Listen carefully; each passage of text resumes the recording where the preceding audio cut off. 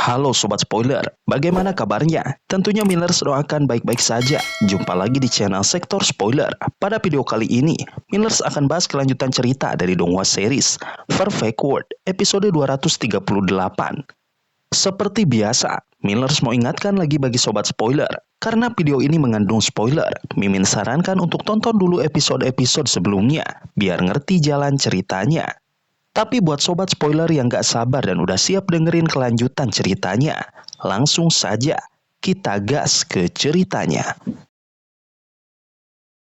Di episode sebelumnya, Si Hao yang dikenal dengan nama Huang tiba-tiba muncul kembali di institusi Dewa Surgawi setelah menghilang selama hampir 3 tahun. Kehadirannya mengejutkan banyak orang karena namanya yang dulu begitu terkenal kini jarang disebut. Kembalinya Si Hao membawa gelombang kegembiraan, terutama bagi para siswa institusi Dewa Surgawi. Institusi ini telah meredup selama 2 tahun terakhir, kehilangan bakat-bakat terbaiknya yang diambil oleh Akademi Suci dan Abadi. Para siswa yang tersisa merasa terhina, sering dicemooh dan dianggap tidak berarti oleh murid-murid dari 2 akademi besar. Ketika Si Hao muncul, para siswa ini melihat harapan baru, seolah-olah kebanggaan institusi mereka hidup kembali. Namun, kemunculan Si Hao juga memicu konflik. Di tangannya, dia memegang kotak batu kuno yang misterius, bersinar dengan cahaya warna-warni dan kabut putih.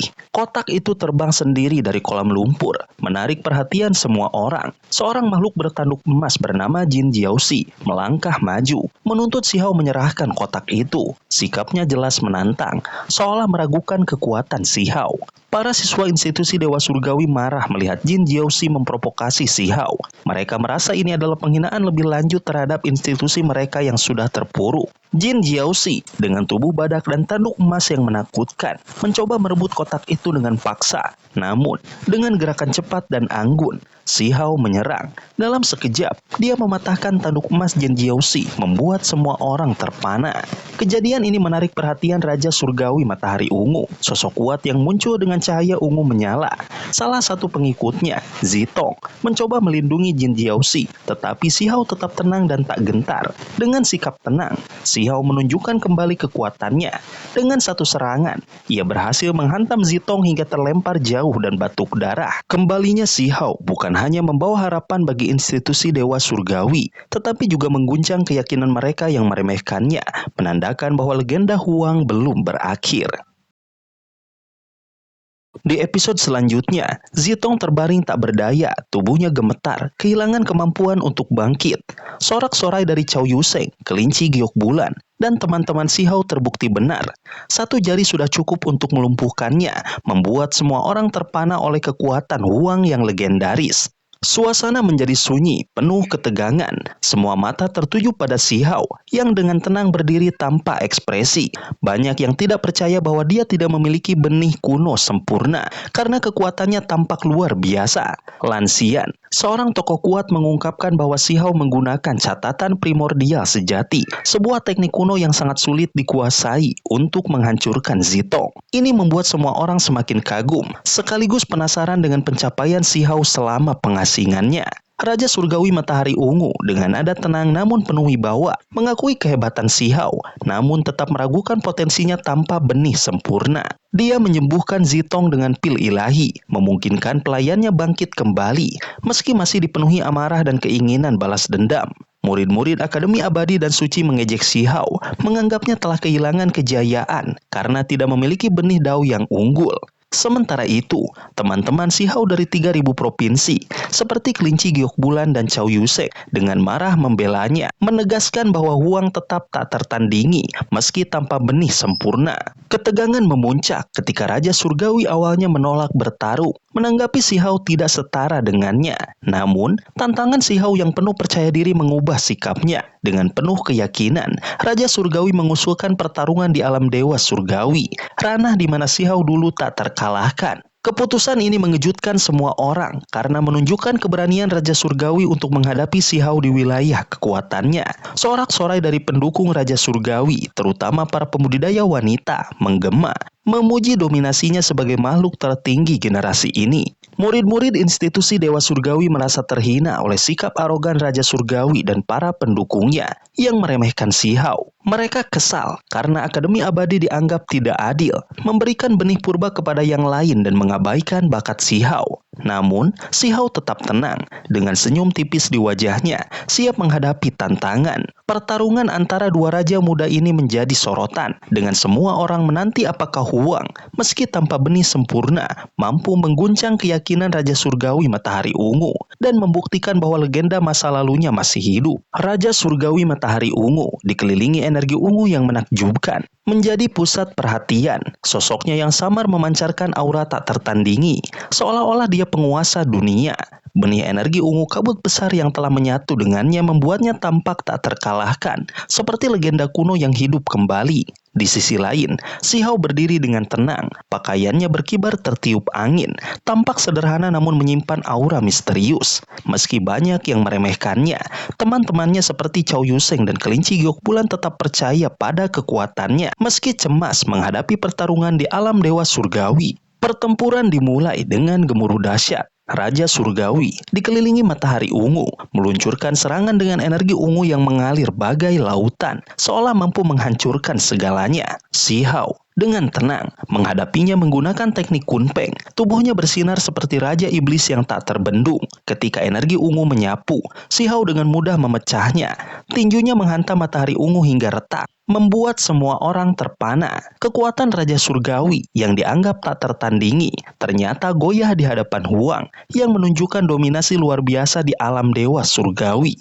Pertarungan semakin sengit. Raja Surgawi berubah menjadi cilin ungu raksasa, lalu menjadi Phoenix sejati, mengeluarkan kekuatan yang mengguncang langit dan bumi. Namun Si Hao dalam wujud kunpeng tak kalah hebat. Dia menghancurkan tanduk cilin dan merobek tubuh Phoenix, membuat Raja Surgawi terluka parah hingga memuntahkan darah.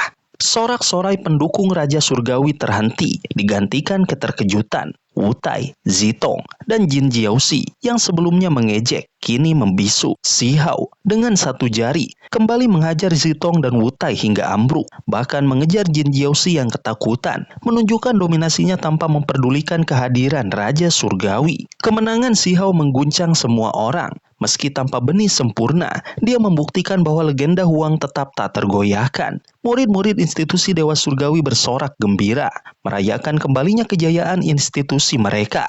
Chow Yuseng dan kelinci giok bulan tertawa lepas, sementara lawan-lawan Si Hao hanya bisa terdiam. Pertarungan ini bukan hanya kemenangan Si Hao atas Raja Surgawi, tetapi juga pernyataan bahwa dia masih raja di alam dewa surgawi, mengembalikan kebanggaan dan harapan bagi pendukungnya di tengah cemoohan musuh. Si Hao berdiri dengan tenang setelah mengalahkan Raja Surgawi Matahari Ungu. Namun auranya yang kuat membuat semua orang terpaku. Matanya yang tajam menatap Jin Jiaoxi yang gemetar ketakutan, merasa seolah disambar petir oleh suara Si Hao yang dingin. Jin Jiaoxi yang sebelumnya mengejek dan mengharapkan kekalahan Huang, kini menyesal dan memohon ampun dengan kepala tertunduk. Tubuhnya bergetar, terutama karena rumor tentang kebiasaan Si Hao memakan musuh binatang, membuatnya membayangkan dirinya dipanggang di atas api. Kemenangan Si Hao atas Raja Surgawi membuat semua orang terkejut, mengubah pandangan mereka terhadapnya. Suasana menjadi sunyi, penuh ketegangan. Tidak ada yang berani berbicara sembarangan, takut memancing kemarahan Si Hao. Jin Jiaoxi dengan wajah pucat terus memohon belas kasihan, sementara Chow Yuseng dan kelinci giok bulan bersorak gembira, mengejeknya dengan nada penuh kemenangan. Mereka menegaskan bahwa permintaan maaf Jin Jiaoxi tidak cukup untuk menebus provokasinya. Sementara itu, Raja Surgawi Matahari Ungu yang wajahnya memerah karena malu, mencoba meredakan situasi dengan meminta Si Hao memaafkan Jin Jiaoxi. Namun, Si Hao dengan dingin menolak, menyinggung Raja Surgawi yang baru berbicara setelah kalah. Si Hao dengan tegas menegaskan dominasinya dan mengabaikan ancamannya untuk bertarung di alam kultivasi yang lebih tinggi. Sikapnya yang tak gentar membuat Raja Surgawi semakin marah. Namun dia menahan diri, menyadari bahwa bertindak lebih lanjut hanya akan mempermalukan dirinya di hadapan makhluk tertinggi lain seperti Lan Xian dan Cigu. Sorak-sorai pendukung Raja Surgawi terhenti, digantikan oleh kekaguman pada Si Hao yang berdiri dengan penuh percaya diri, seolah memandang rendah semua lawan. Teman-temannya dari institusi Dewa Surgawi bersorak merayakan kembalinya kejayaan Huang. Tiba-tiba, kolam lumpur bersinar dengan cahaya warna-warni, menarik perhatian semua orang. Lan Xian, Cigu, Sutwo Agung, dan Raja Surgawi Matahari Ungu bergegas menuju gua abadi yang mulai terbuka, berlomba untuk merebut harta di dalamnya. dalamnya. Si Hao tanpa ragu melesat ke tengah kolam lumpur, menempatkan dirinya di antara 4 makhluk tertinggi. Keberaniannya mengejutkan karena dia tidak hanya mengalahkan Raja Surgawi, tetapi kini menantang keempatnya sekaligus. Meski dianggap tidak setara karena tidak memiliki benih sempurna, Si Hao tetap berdiri teguh, siap memasuki gua abadi. Keberaniannya memicu kemarahan 4 makhluk tertinggi, Raja Surgawi Matahari Ungu, Lan Xian, Cigu, dan Sutuo Agung, yang merasa dia tidak pantas bersaing dengan mereka. Mereka mengejeknya, menyatakan bahwa tanpa benih purba sempurna, Si Hao tidak memiliki tempat di alam Dao kuno, ranah di atas alam Dewa Surgawi yang membutuhkan kedekatan dengan Dao besar. Namun, Si Hao tetap acuh, menantang mereka dengan sikap penuh percaya diri. Raja Surgawi Matahari Ungu yang masih kesal atas kekalahannya sebelumnya mencoba memprovokasi Si Hao dengan meremehkannya di hadapan makhluk tertinggi lainnya.